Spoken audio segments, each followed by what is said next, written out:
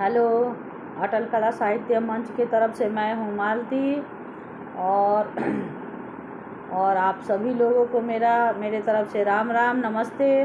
और मैं आज एक फ्रेंड के फरमाइश पे गा रही हूँ झूमर गीत। आप लोग सुनिए, समझिए और बताइए कैसा लगता है। फिर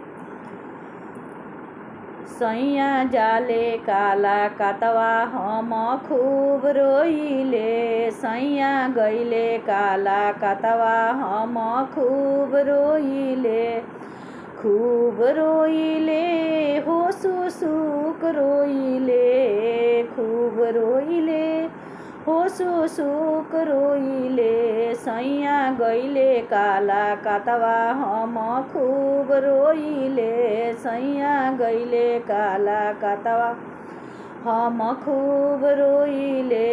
सासु कहेली बहुआ चौका बर्तन कद, सासु कहेली बहुआ चौका बर्तन कद, थरिया पर छोलनी पटक रोइले, मन परेला बलमुआ त खूब रोइले, मन परेला बलमुआ त खूब रोइले, खूब रोइले हम खूब रोइले, खूब रोइले हो सुसुक रोइले, सैया गईले काला कातवा हम खूब रोइले, मन परेला बलमुआ त खूब रोइले।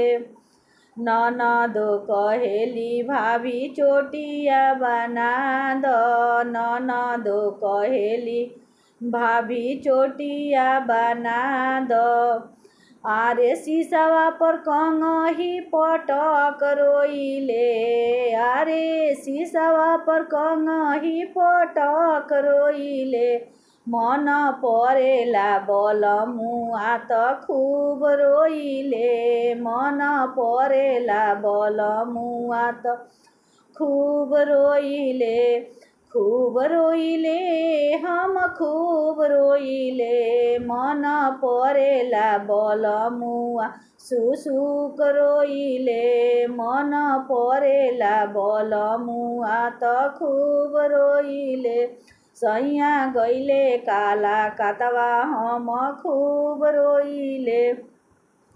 गोतिनी कहेली दुल्हन रोटिया बना द, गोतिनी कहेली दुल्हन रोटिया बना द, रोटिया बना द दुल्हन रोटिया बना द, चौकी पर बेला न पटक रोइले, मन परेला बलमुआ त खूब रोइले, चौकी पर बेला न पटक रोइले, मन परेला बलमुआ त खूब रोइले, मन परेला बलमुआ त खूब रोइले, खूब रोइले हो सुसुक रोइले, मन परेला बलमुआ त खूब रोइले, मन परेला बलमुआ त खूब रोइले।